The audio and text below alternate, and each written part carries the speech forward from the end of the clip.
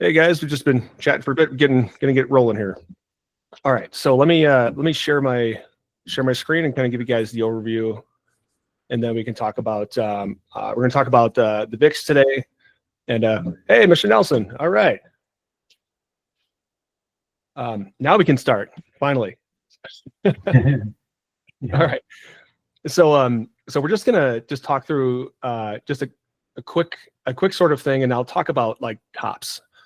So I want to make sure that I talk about UVIX here and kind of like how tops behave with volume and divergences. But for the most part, we'll kind of just start with Nasdaq here. So the Nasdaq itself, yeah, it's been nuts, but you know, we can clearly see here that we have high volume sell days and we have an average that's declining, or at least like a volume average that's declining. And typically when you see that, you know that something is at work here. So if we look at prior, and we'll just keep it at daily for now. So if you look at prior, you know, dips like this, you can kind of see clustering where you have these low volume kind of days. Let me change this to white so you can see. But you can kind of see here how, you know, if you count out like 5 waves, and just for simplicity's sake, I'm going to kind of gloss over some you know, super fine details here. But you can see that we have these, you know, like let's say, you know, 5-wave structures, and then the volume gets really low. And then, you know, if you believe in auction theory, it's sort of like there's no more buyers left. Therefore, you know, they're going to sell it down and try to force lower prices. Well, that's typically the normal trading cycle, right? You know, buy low, sell high, that kind of thing.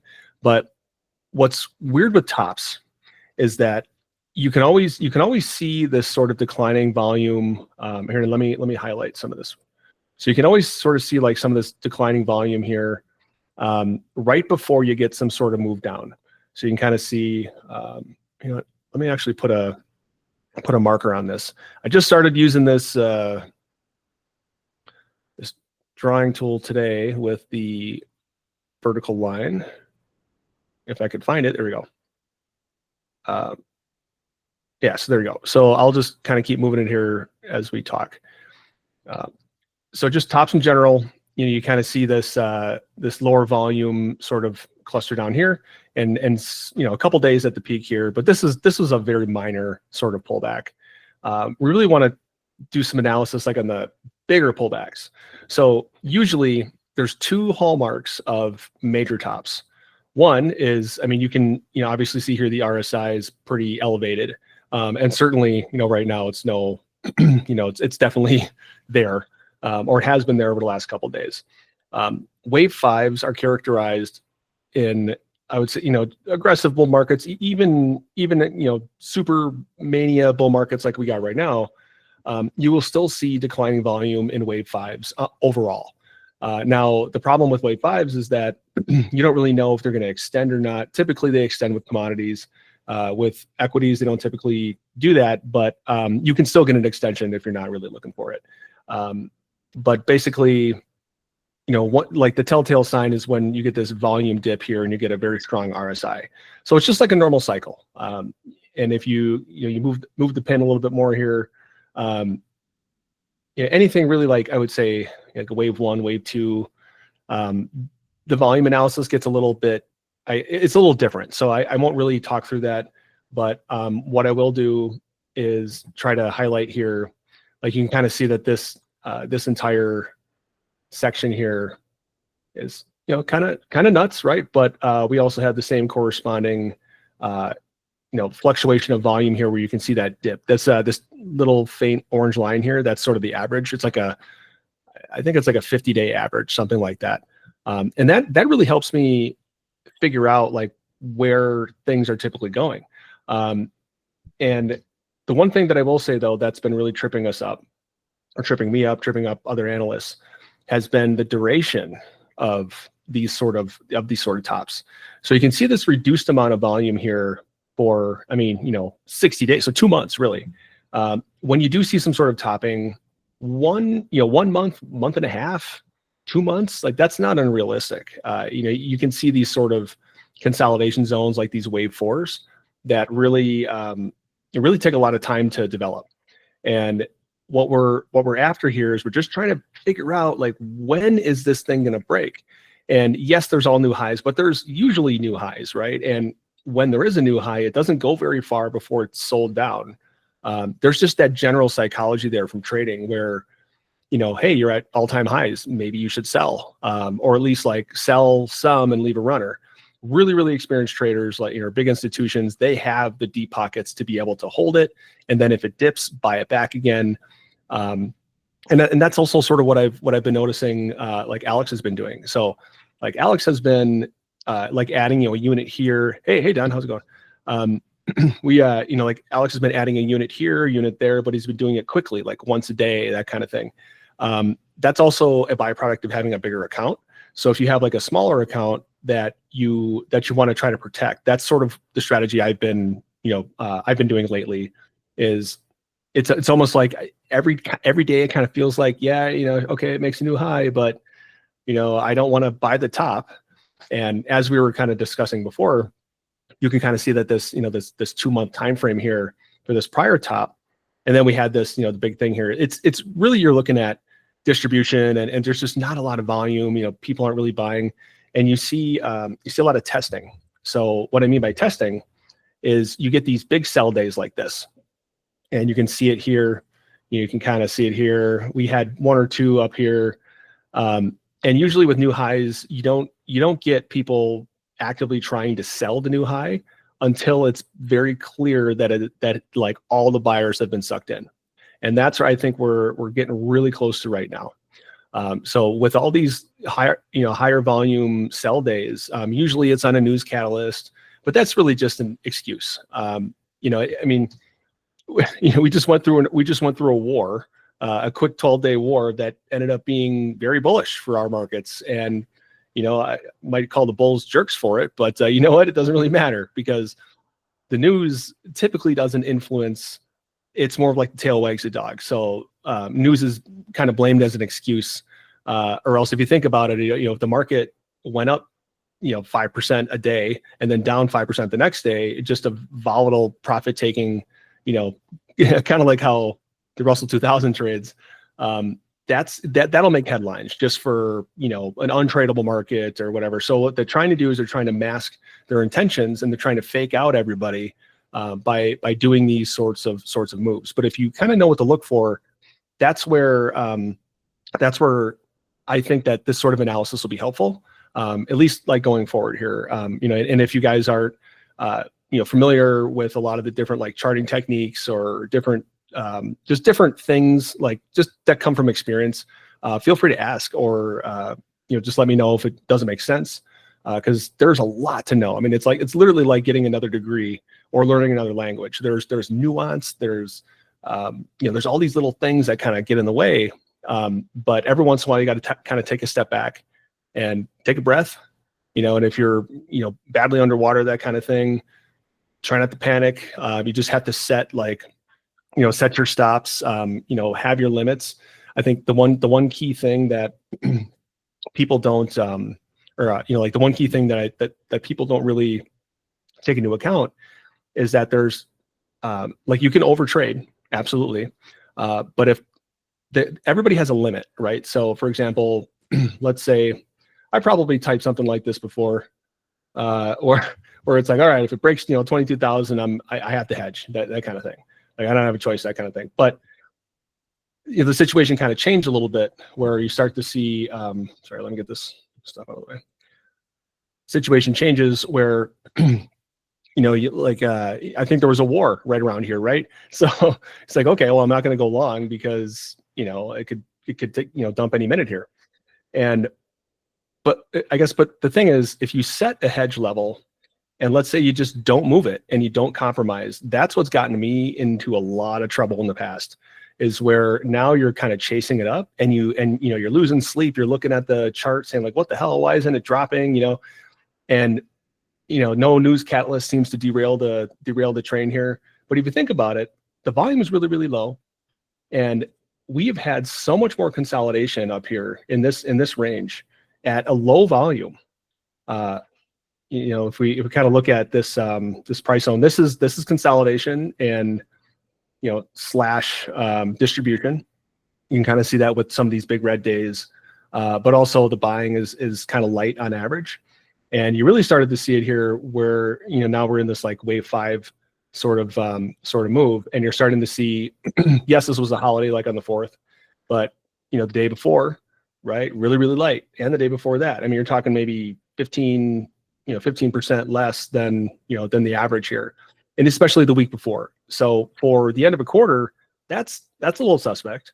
But again, like I don't want to try to say that market decline is imminent and this is why. And like what I'm trying to do is try to point out some of the different bearish and also bullish things that are impacting like what we're seeing and why, and hopefully that'll be able to help us make better decisions throughout each day here. So to kind of cycle back, the big thing I think that people miss a lot of when they're trading like every day or every other day, especially when they're doing day trades, is setting that stop.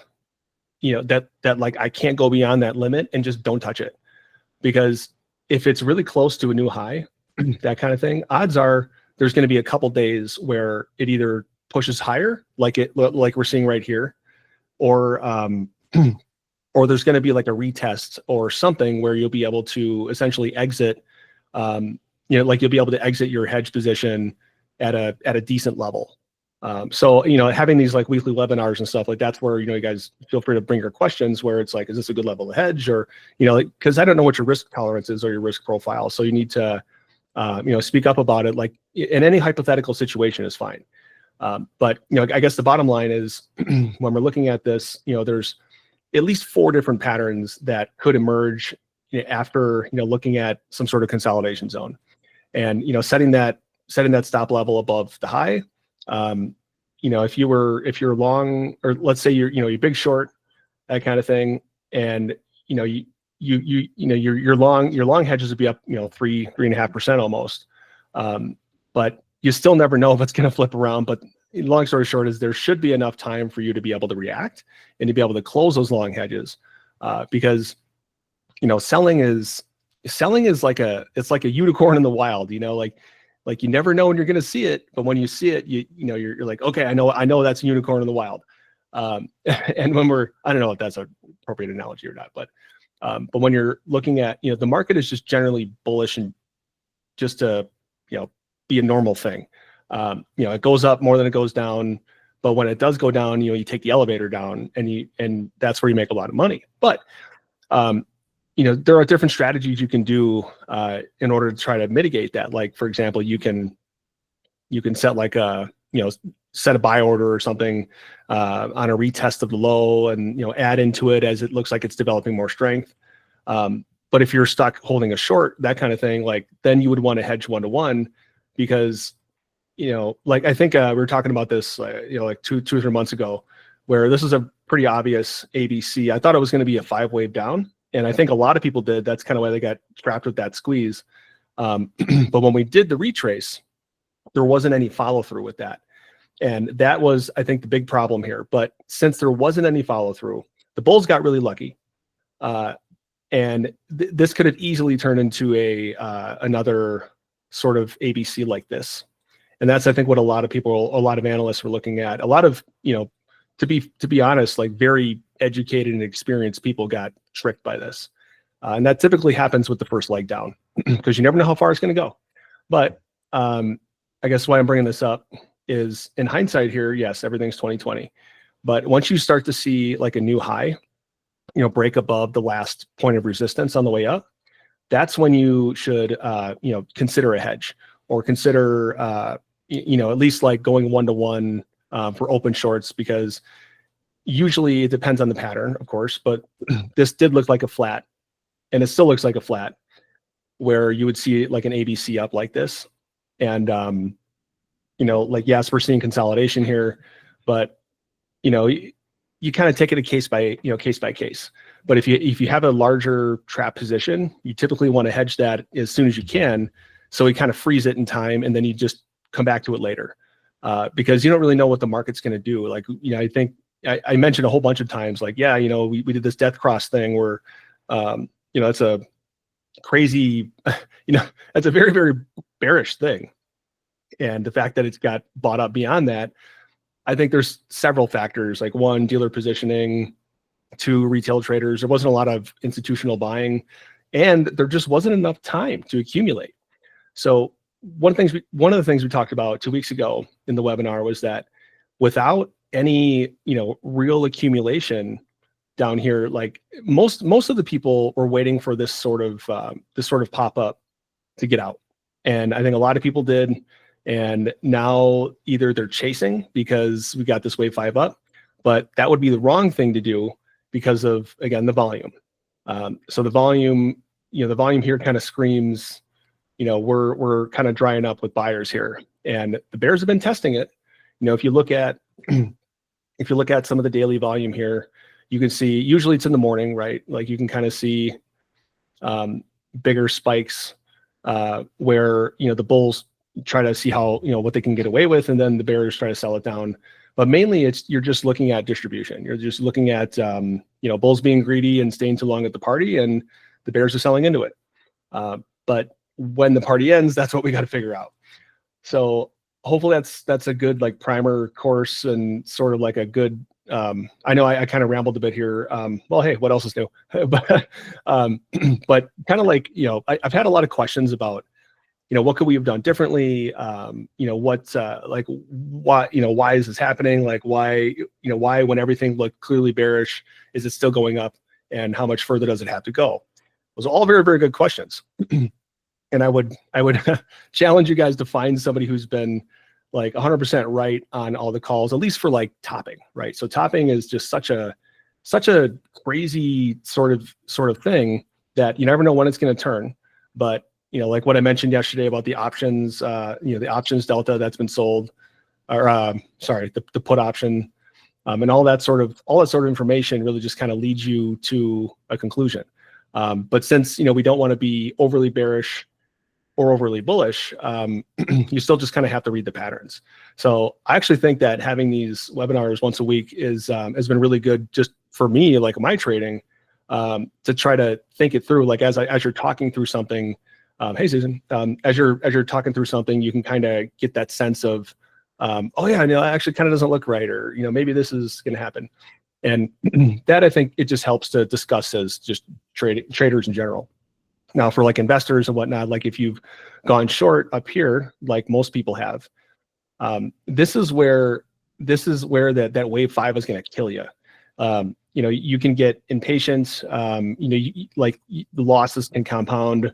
And the wave 5s are really they're really frustrating to trade.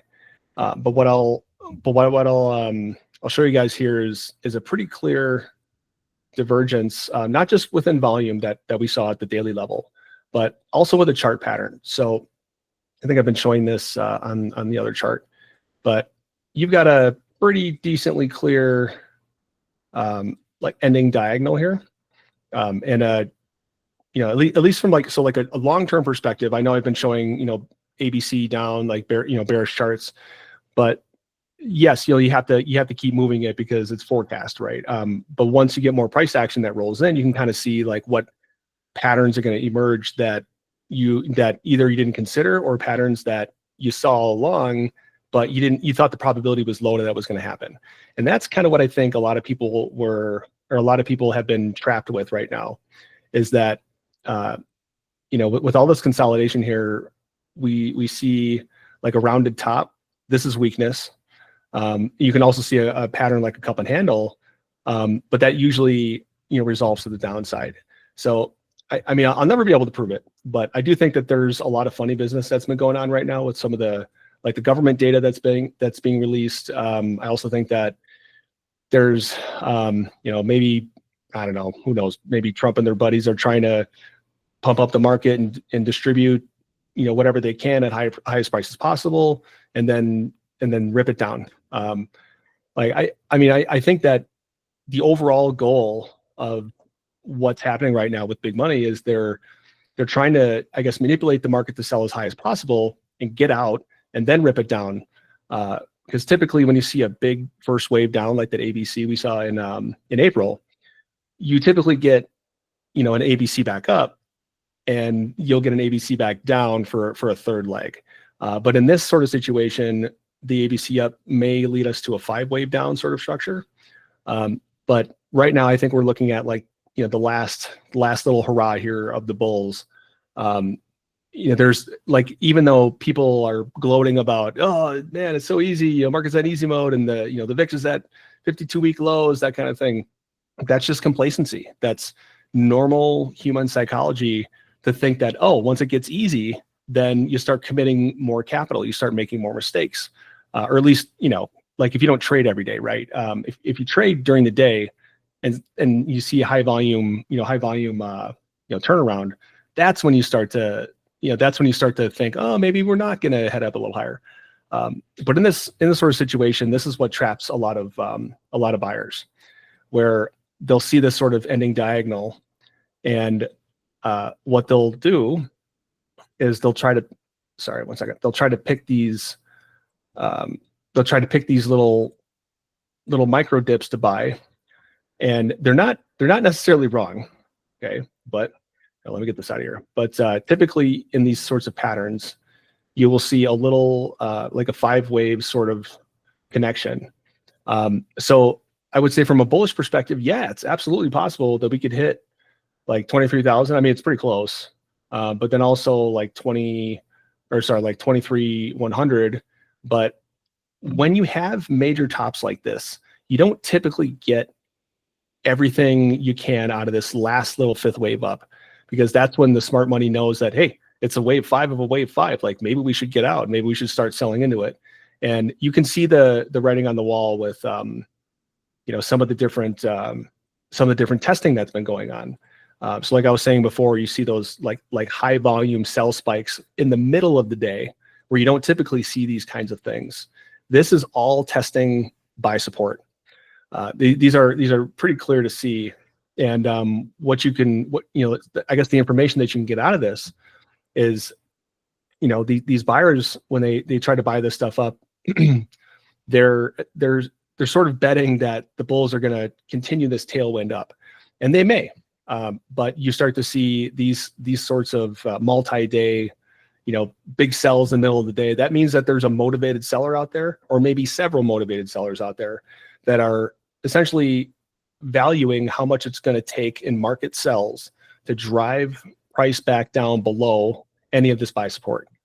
That's, again, it's a little difficult to explain, like if you don't have like actual data and stuff. But what I wanted to say about it is you do see these like volume spikes here that, typically are pretty informative. Now, if you go back and you look and you say, well, Gaines, like, come on, man, like you're saying this, and we got all this stuff here that you were getting all excited about.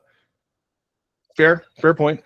But I do think that sometimes with major tops and with how bullish it has been, you can see these where the sellers are testing buy support, and they're seeing what the reaction is going to be. And if they determine that the bull response is just too strong, it's not worth it to sell at that time. So that's kind of what I think we were seeing here over the last, I'd say, I would say late June, mid-June, is the sellers were testing buy support. It's just that there were so many buyers left here that that's kind of why we've had this tight range here. And it hasn't been much. It's been maybe, okay, so like 2.5%. I mean, that's nothing. And in that sort of tight range, nobody's making money, or nobody's making big money. And really what's happening is, the dealers are collecting, premium in options that they've sold. And I mean, that's how they make their money too. And also with, spread profits and stuff. So long story short of this whole thing, the bullish scenario is we could potentially hit this like 2,300. I think it's likely, but much more than that, like let's say 23,100, I think would be unlikely, just because it's so high and so far that if you zoom out a little bit and you look at the volume, if you zoom out and look at the volume, it's just, it's getting lower and lower by the day here. And as we were talking about earlier in the call, kind of, return the cycle here, you do see that towards the end here, once you get that last little pump up. Not saying it'll happen tomorrow, that kind of thing. But it's just the little tea leaves that I try to read before jumping on a call like this and chatting with you guys about it. And if we look at the distribution, just to kind of finalize here, if you look at the distribution of what's been going on here, you see that it's almost at about 2 months where where we've had, at least like where we started to see a little bit of selling, and we started to see these tests of buy support and things like that. I just, quite frankly, I think that these guys are running out of inventory to sell. I mean, there wasn't enough accumulation down here. I think everybody's getting kind of tired of just buying, and the counter trade has been very unpopular, probably because you lose money instantly. But overall, I do think that we're getting to the point here where we're starting to see these maybe like these little wave 4 little wave 4 tops, or wave 4 into 5, that kind of thing. Like pulling up the S&P 6,300 is probably reasonable. It's a pretty clear a pretty clear like a 5 wave if you draw it like this, and it's common, or not common, but it's about the same for the other indexes. But the like the 5th wave extension, that's where you get kind of you get kind of thrown off, because they can't extend it and or not.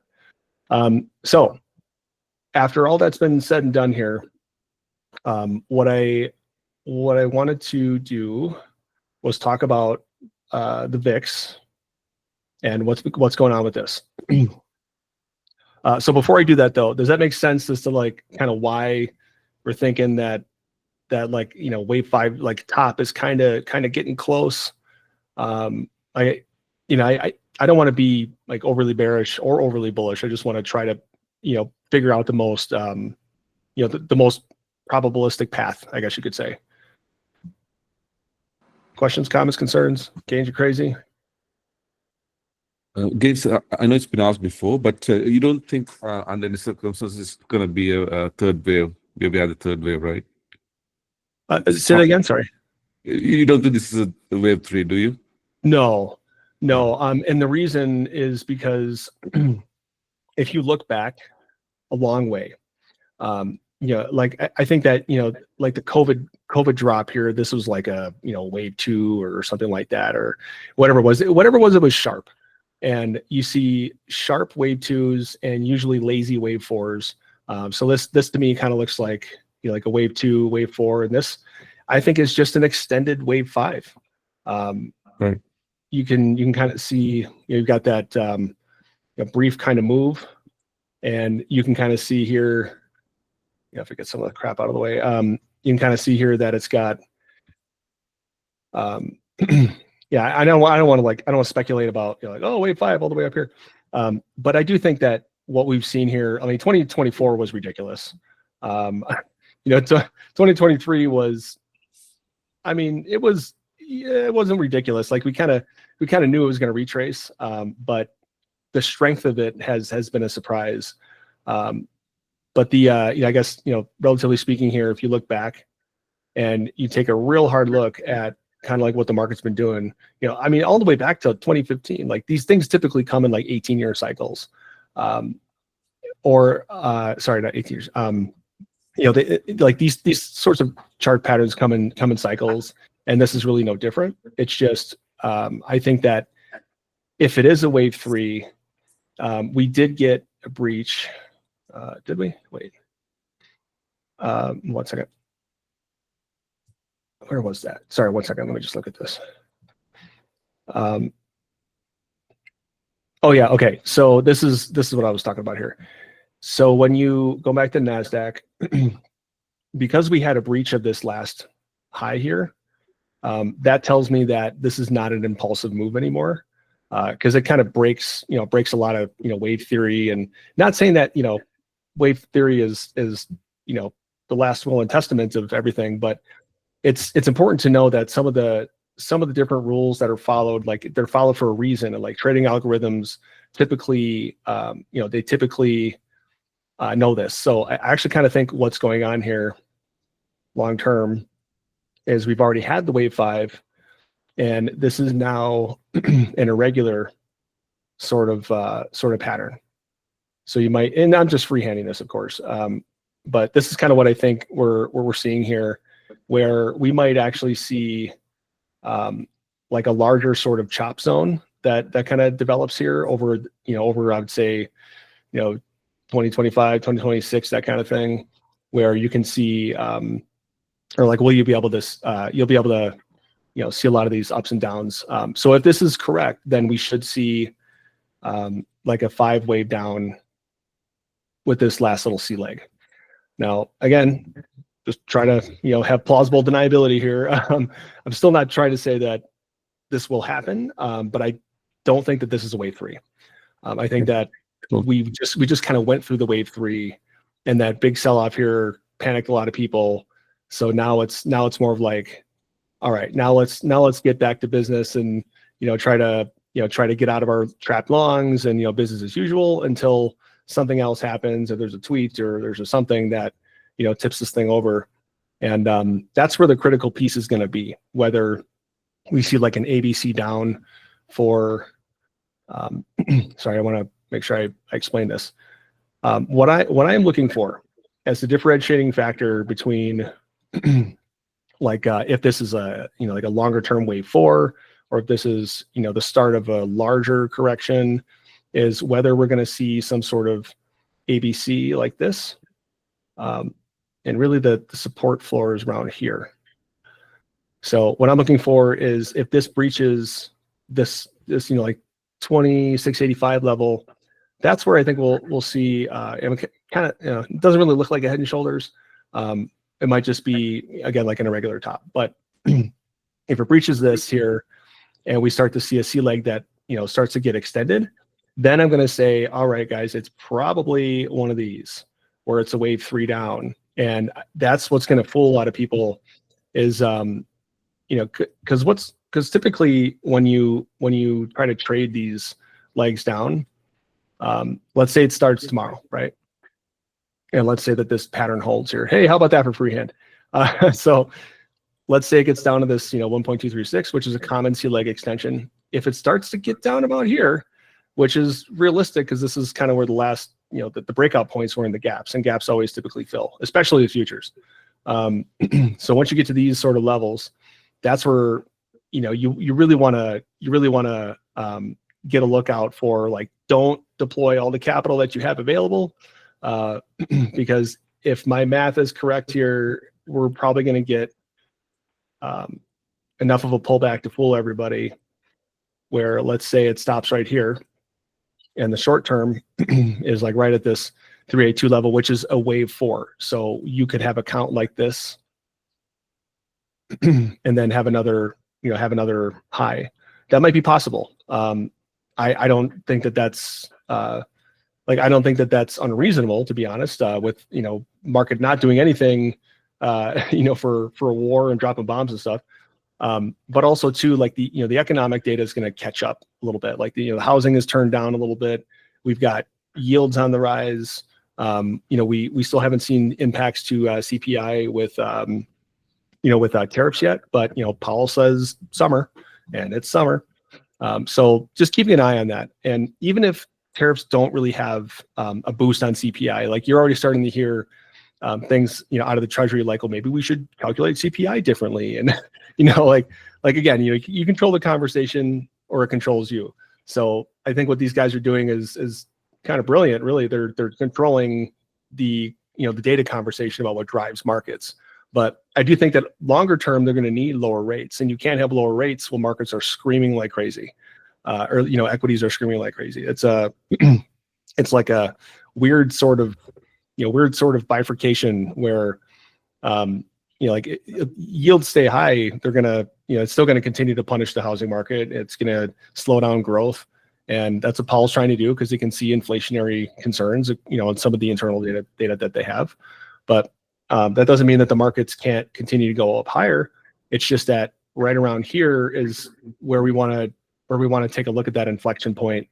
And that's where I think that the big up or down decision is going to be made, which will pretty much, I think, dictate the next 9 months of the market. Where, if it drops below, around like the, I would say between this like 2600 and 2,400 level. That's kind of like the sweet spot there. And of course, the charts will tighten up here. Let's say, you know, it goes up a little bit more, like we talked about before. It might align pretty well. So that's just something to keep in mind. But usually these things have symmetry to them, and you know, if we keep talking every week, you know, you'll be able to stay in front of it and be able to plan accordingly. So with that being said, does that make sense, or is that like am I just rambling again? Oh, that's good. Thank you. Okay, so I think that pretty much does it for the indexes. I mean, you guys know, you know, like the two different scenarios. So the one, the bullish one, which is probably the most likely for now, is that this topping pattern needs to finish up. But I do have some. I'm cautiously optimistic here that this sort of rejection that we saw, this is like the critical level for the JP Morgan collar. So JP Morgan's going to be wanting to defend that. They're going to, you know, that trade is it's a multi-billion-dollar trade. So if you do see more of this sort of ending pattern here, this is where I would expect to see probably just one more little wave higher, and you know, all the bulls will be euphoric. Everybody will bring out their hats and dance around like fools or whatever, and then, you know, the next day it could probably drop 2%. Who knows? But anyway, so I know a lot of you guys are either short already or have vested interests in understanding what's going on and why. Fair, absolutely fair. So let's kind of talk about like what's like what we might see here. So the VIX itself, I think we'll start there. So the VIX, I was mentioning before in chat that here, let me do the day. Then when you see these, when you see these, 2 hour, this is better. When you start to see these RSI dips here, that's where you can see that there's a lot of alignment with local lows, or at least getting close, right? You know, you can kind of see down here, like we've, you know, like when the VIX breaks support, it's not really like equities breaking support. It's more of like, it's been high for so long that, you know, the VIX is a derivative. It's just it's a measure of like fear in the market just by, you know, examining like puts and call ratios and things like that, you know, options, premiums, that kind of thing. And if the risk is low, according to the VIX, then typically you will see, you know, several days of that sort of consolidation or topping. And as we discussed before, I mean, we're going on about 2 months now, where the last time we had significant topping was about 2 months. So I think we're getting close here. So with a lower VIX, I think what's different about it this time is that we went through, you know, like back in February when we had the high, it was kind of, you know, it was low, but not exactly like like an oversold sort of thing. But once we get into March, where things started to get, you know, really bullish, then all of a sudden we had all the tariff talk, and then it just exploded higher. I mean, this was a hell of a trade, right? If you got in, you know, right around there, and you rode it all the way up. But that's, you know, it's difficult to time that. So you could be holding on to decaying UVIX shares for a bit longer. However, we are starting to see, you know, positive signs here of some more fear kind of hit the tape. So with this back at end of June, I mean, there really wasn't much going on at the end of June, and it still jumped. So I think that people are sort of like waiting for a catalyst. I mean, you know, 15% jump, and that was only like one day, right? Yeah, Monday the 7th, a couple days ago. And if you look at, oops, one second. If you look at the chart itself, there really wasn't much going on for the VIX to jump like that. You know, you can make the argument that, oh, maybe this is the wave 5, and, you know, we're about ready to dump here. I mean, I think that, again, you go back to the VIX, you're really looking at a similar sort of, you know, disposition, where I think that it'll jump up pretty quick if it's, you know, if people start to get that indication that, you know, all is not well. So we can see the RSI kind of dipping lower again. If it dips below the signal line here, what is that? 30. Okay, so it's 30 on this one. But if it dips below the signal line, you can clearly see that this is a little bit different versus, a big dip down here where like it looks like the volatility was actively crushed. Now, what you can see sometimes with volatility is you will see like institutions buying like a ton of call options and things in order to manipulate the VIX to sell it down, but they're also buying puts with it, like longer term puts. So I think, the data I mentioned yesterday, from Robert Ballin, where it's like you had those 90-day put, like those time horizons. Yeah, I mean, yeah, it would suck to have to wait another 90 days. But if you think about it, we're going to be halfway through July next week. And what happens after July? August, which is a terrible month for seasonality, and same thing with September and October. So, the best of brightest minds thought that Q2 would be really bad for markets. Instead, it ended up being really bad and really good in the same quarter, which is really weird. And there is a lot of truth to the fact that this has been the fastest and most furious rally in 50 years. So 50 years, that's a lot of time. So that also kind of dictates, well, we may actually be in for one hell of a fall, for, falling and fall, I guess. I know it's a terrible joke. But fall is typically, especially in a non-election year, lots of bad seasonality there. So we didn't get anything really in May. May is actually not, sell in May and go away kind of thing. May is not really a bearish month. Typically it's bullish. And, April is typically, I think like second half as well.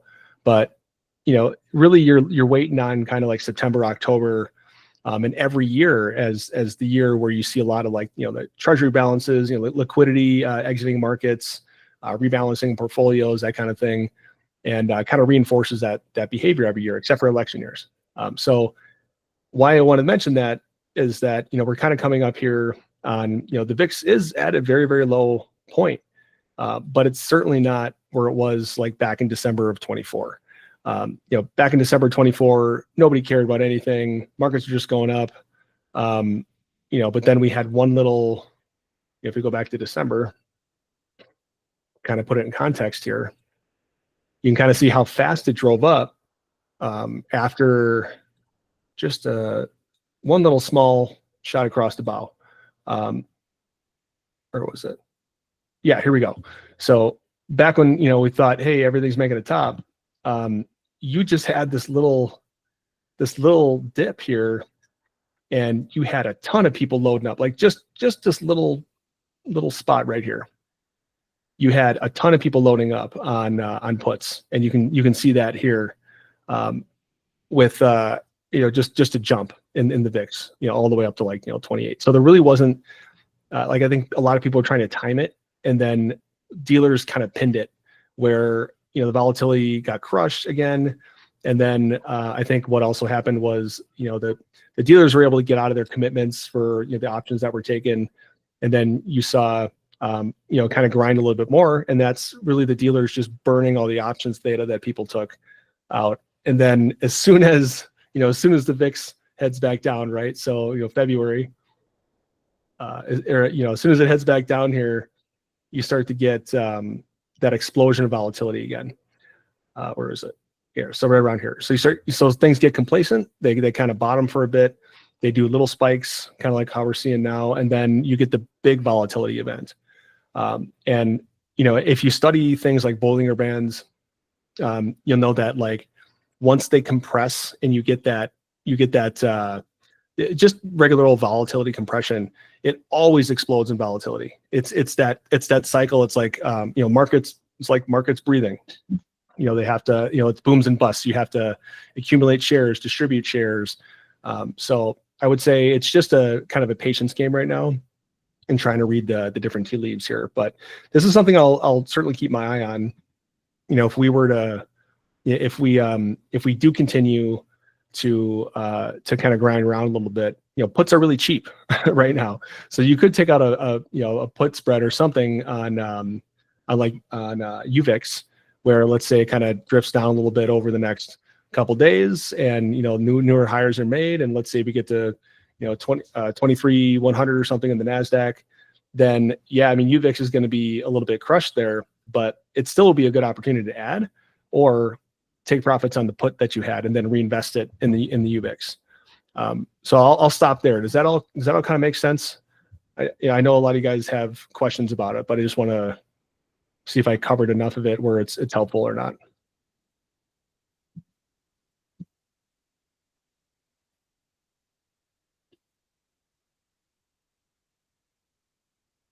I'm assuming everything just went swimmingly well. No questions about the VIX? All right.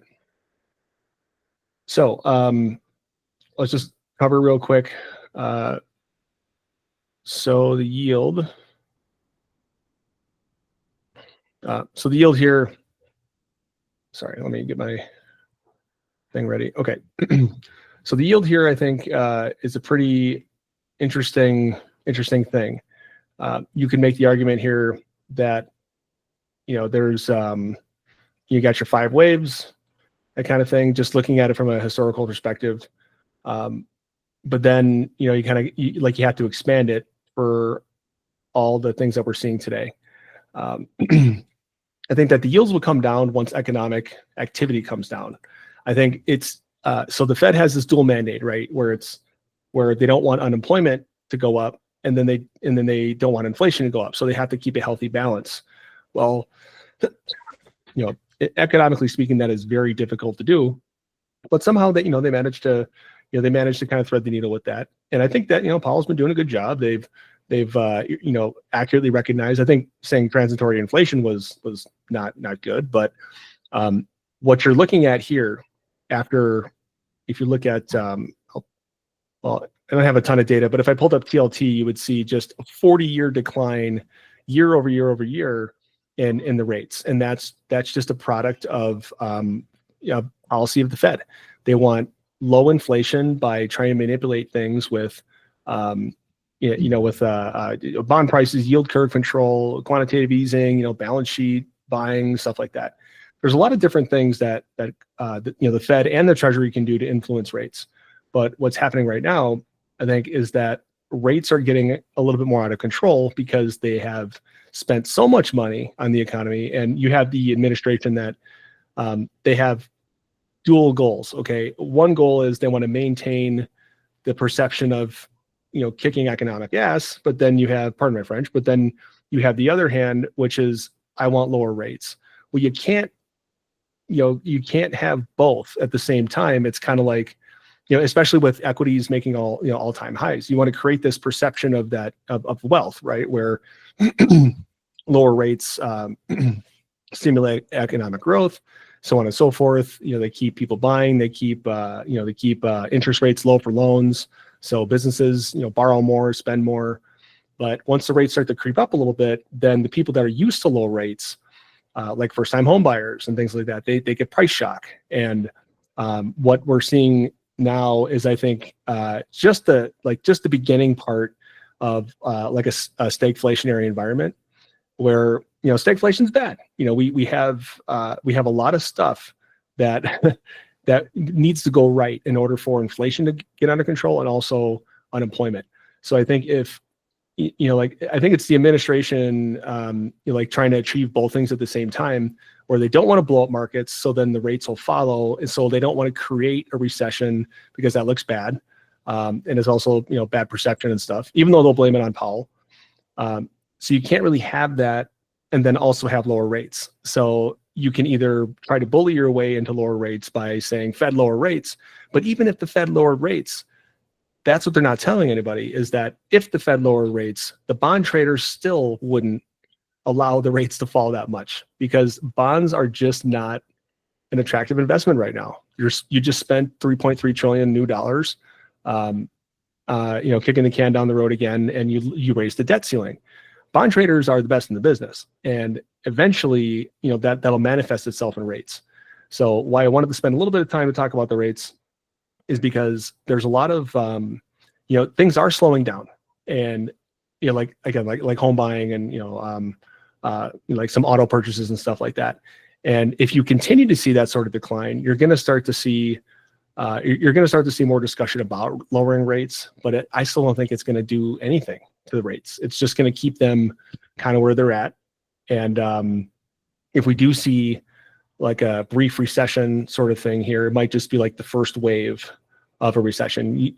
I could see having like a, and by the way, when the rates start to decline, that's when you should get concerned about equities, because that's where you can see, you can see, like Head and Shoulders here. This is kind of like the first wave of what's been going on.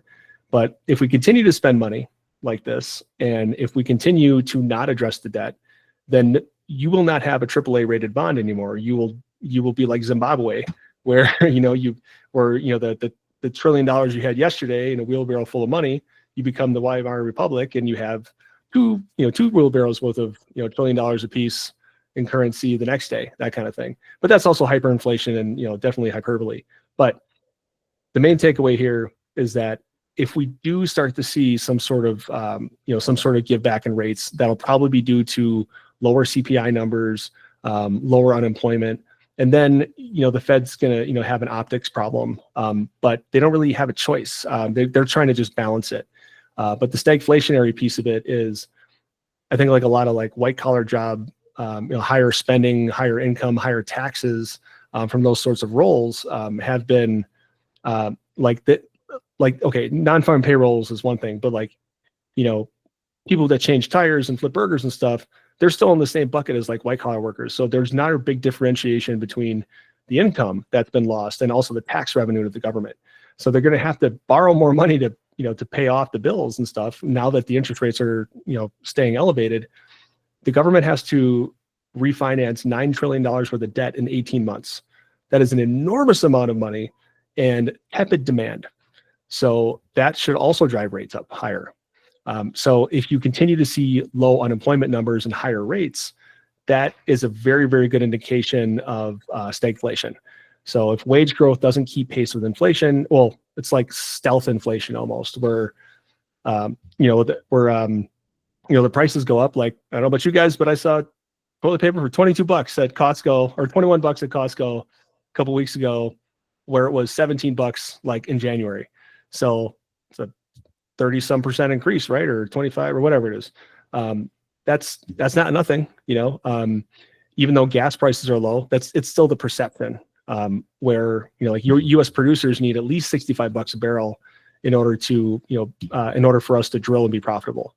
So, I don't really know what's kind of going on here with some of the data, but I do think that there are two very conflicting ideologies that are happening right now in the world of finance, and it's impacting everything globally. And I don't think it's going to have a good end, but I hate to be like a doomsday kind of guy, because I prefer to stay positive. but the reality of the situation is, you can't spend a bunch of money, like a whole bunch of money, and then expect rates to come down as well to maintain that perception that we're just going to keep rocking and rolling here with growth. I think that there's so much excess in the system right now where, NVIDIA is worth, 14.7% of all US GDP. It's worth more than Russia. So, okay. If you say so, guys. So just stuff like that. Like, this is kind of what happened in 1998, 1999, guys. Like, it doesn't, history doesn't repeat itself, but it rhymes, right? And as much as I hate to say, short up or be bear, because you can, obviously get blown out here just by waiting. But the main takeaway is really that there's so much uncertainty right now with where things are heading on the current track, that I think a lot of people are being a lot more cautious than they would normally be in a big market rally like this. Even though you are seeing a lot of buying, I still think it's kind of thinning out here. A lot of smart money managers didn't participate much in the rally, and I think that's also kind of why it's been driving higher and higher, due to retail and people just buying every dip. But it's also the mania phase in the last stage of a really long bullish economic cycle. So as much as bear markets super suck, it is something that I have had a concern about for quite some time. So just, again, trying to look at this and trying to be, not trying to have like a solid opinion about it. It's just, it's hard not to when you're looking at these factors and these drivers. So that's kind of what I think is going on with the bond market. I think the bond traders are going to continue to sell down bonds, especially longer dated bonds. So like TLT, if you're in TLT and okay, so the TLT is like the 20-year. So if you're in TLT here and you kind of and you're underwater, well, don't be afraid to hedge. I think that like the dividend yield down here, you can kind of see here. Well, let's take a look. Okay, so it's been kind of creeping up over time here, just because of the debt servicing. So we got 0.31 as a dividend, and recently it's at 0.328. Like over time, it's going up and up and up, just because of the interest rate that needs to be associated with these bonds in order to, I guess, pay for itself. So that is like the real inflation indicator, is how much your dividend is increasing with something like TLT. For the longest time, I haven't really understood why, CPI is important for like your basket of stocks and stuff.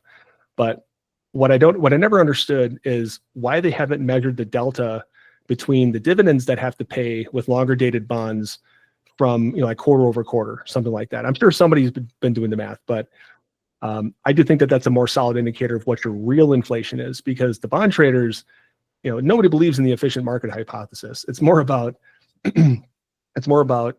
bond traders, pricing in what they think is reality, and then the rest of the markets that follow the bond market. Because the bond market is 10x for equities. All right, so that's enough boring bonds. I'll just do gold real quick and some Bitcoin stuff. Gold, yeah. So I think this is kind of looking like a wave 4, or like a developing sort of triangle here. This is very long term though. This is on the daily.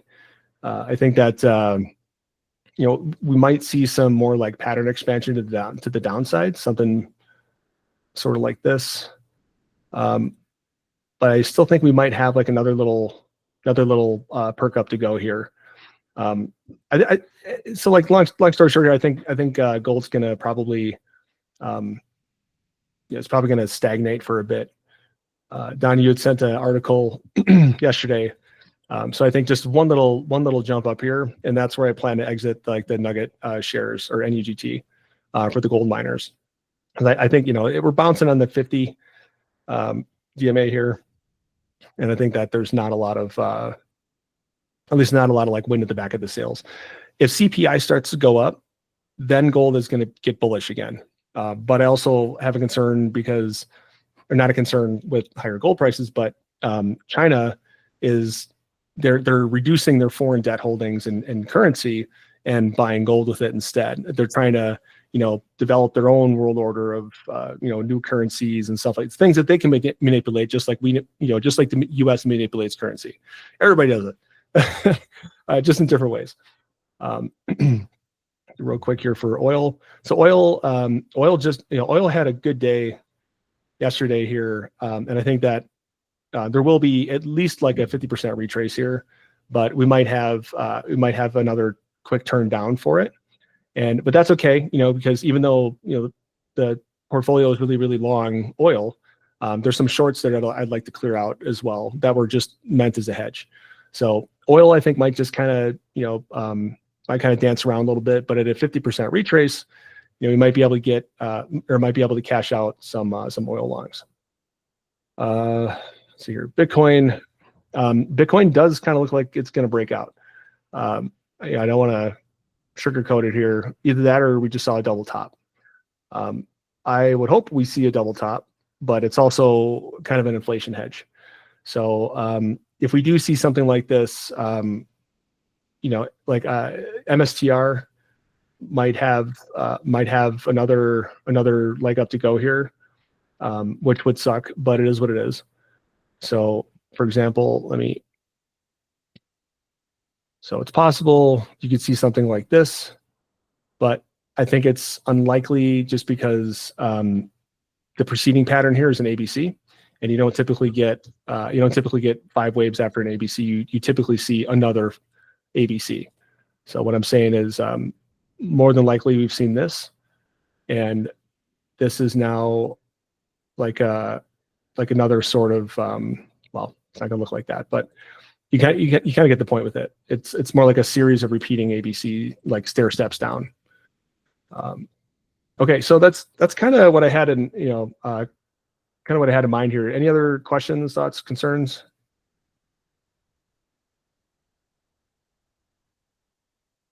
Anybody? If not, we can wrap up. And all right, cool. Well, thanks everybody. I appreciate it, and have yourselves a wonderful day. And I think maybe tomorrow we'll see some. Oh, it's always tomorrow. I think we'll see something soon.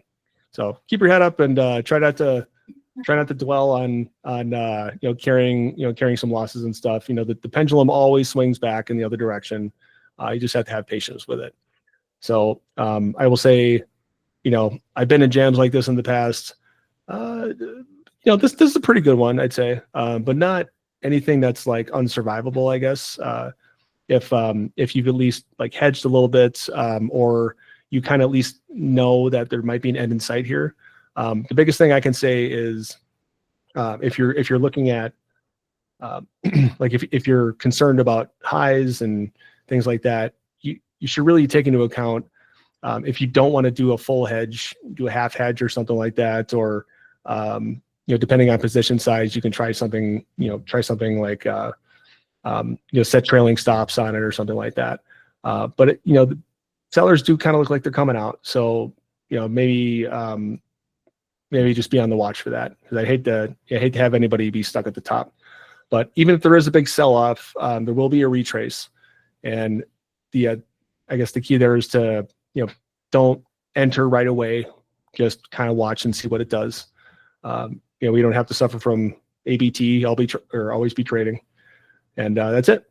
So keep your head up, guys. It'll be an interesting. I think it'll be an interesting couple of weeks here, and if we don't get we should get some sort of wave down here pretty soon, because there needs to be enough time, like in August, to buy it up a little bit, and then ultimately have your big fall sell off. So there needs to be like a kind of a little dip first, and then retrace, and then have your big wave down in the seasonally appropriate time. So, all right, Mr. Nelson, what do you got? Yeah, hi, Games. Thank you. You mentioned that oil. You're thinking that oil's there's going to be a retrace in oil. Yes. Okay. So if we look, sorry, here, let me pull this up. I don't like that view. Yeah. So I mean, this whole thing, and just keep in mind that this has to be adjusted for contract rolls and stuff. But it had this sell down here to test the 200 day average, the 50. It's all right in that like 50% retracement range, and I do think that we're in like a series of ABCs here. So I think here that I draw it out. So I guess, the first thing I wanted to mention is that it's possible. It's really hard to see. You can't see it at the daily level, but like at the 1 hour level, you can. And that's when we had that big crush in oil after the ceasefire deal or whatever was announced. There is a possibility here that you could see a bounce on like this, on the 69.50 level, and then head back down to make like a lower low, because there is support here right around 60, 62. But if you kind of look at the history, that's a huge support level, even if you have contract adjustments. Well, like I said before, this range here between like this 63 and 61, that becomes unprofitable for US drillers. So having lower prices than that is not going to be sustainable. And if the administration is very business friendly, I would think that would probably be about it. There's still a lot of support down here and a lot of buy delta. So like if I did just a real quick anchored, oops, not that one. Yeah, so if I did just a real quick volume analysis here, you got a lot of buying down here, a lot of this range here. So that's kind of where you see this breakout and also this like point of control, because there's a lot of selling down here too. But I also think that there was that this is just an accumulation zone in general. Excuse me. So yes, I think you might see something probably more like, sorry, I don't know why the background is so weird like that. But you'll probably see more, there's something kind of like this, where it kind of bounces back off the, like the 65 zone, like 65 and a half. And you'll see it just continue to appreciate like that. So that's kind of what I was thinking here. Do you have any thoughts on the matter?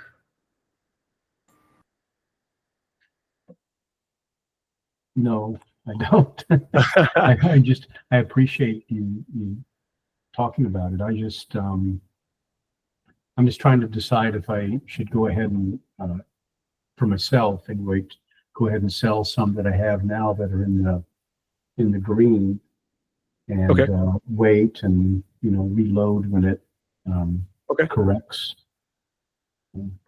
Yeah. So that's I think it's a really good question. You kind of apply, or if we apply like kind of what we're talking about with the indexes with volume, I mean, you can see that it's got this really low kind of cascade of volume here. You see a couple of buys, but I just think it's more of like a consolidation, or like it's the first leg up, like it's that lukewarm bathwater kind of thing. Like, it's all right, but let's maybe add some more hot water. So it's like, you kind of wait for it to drop back down a little bit. What you could do is you could take some profit and leave like a runner. And if you see that it's going to dip a little bit lower than that, like you can always add a hedge. Like, for example, like if this is your zone here today, like if you took profits in the middle, something like that, and then you did see some sort of break lower behind, let's say, I'd say a good hedge level would be probably like around here, or around like that 67.3. Because if it breaks this last like prior low, or even the top of this here, what is that, 67.5? Yeah, I mean we're kind of dealing with pennies here. It's not a really big range, but I can already kind of see that there's an ABC here, and we might get lucky though. So I mean that's why you want to keep a runner. So you might get lucky where you see, let's say you got the first ABC here, and then you probably got, let's say, like one more here to kind of drive a little bit higher. So, you won't be mad if you, take some profits, make some money. Nobody ever went broke taking profits, right? But you also might, get that, you might get that like Middle Eastern tension flare up, which is kind of what I've been counting on here for long oil. I think it's just a matter of time. I mean, it's, can't erase hundreds and thousands of years of tension with that. So anyways, I think that's kind of what we're looking at. It's just like that slow, steady grind up. Now that it's after the 4th of July, I think you'll probably see a little bit more volatility in oil. But other than that, yeah, hopefully it makes sense. Yeah, that does. Thank you. Yeah, no problem. Any other questions?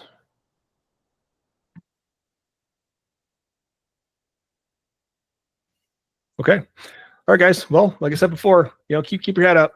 This is psychology at its absolute worst. It's always darkest before the dawn. So, Don, you had asked me a question or commented on like commodities and stuff. I think that commodities are also at like a low cycle, or like the agriculture sort of commodities.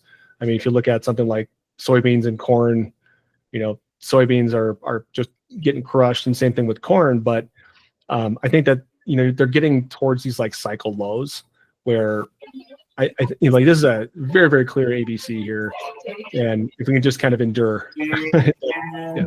Well, that's what they do with beans and corn. They crush them. Yeah, and unfortunately, you can't buy like an ETF or anything that's has reliable liquidity. So you just gotta eat it if you're playing futures. That's what sucks about it. So, Yeah. but that the corn traders shall have their revenge, Don. It's what I keep thinking of. Either that or just Hopefully Okay. they'll reverse on the report Friday that they're expecting. Yeah. They're expecting a bearish report, so maybe it won't be as bearish as they expect. Okay. Yeah, and also, I mean, I think I was mentioning this the other day. Like, I mean, here in Arizona, I mean, it's 100,000 degrees outside, and you burn your feet when you're walking out there. Like, I can't grow anything, and it's not typically this hot this long down here. And I think the Midwest is probably going to get a taste of that as well. So hopefully, the crop reports and stuff will be decent. Okay, so I think that's about it. I think I've chatted you guys all to death here. So hopefully the inspirational words will land. But if they don't, then I tried. I'm sorry. Stick with it, guys. Things happen sometimes, and we'll be all right eventually. Thank All you, right, have James. a wonderful Okay. afternoon, guys. Thank you. Thanks, Gaines. See ya.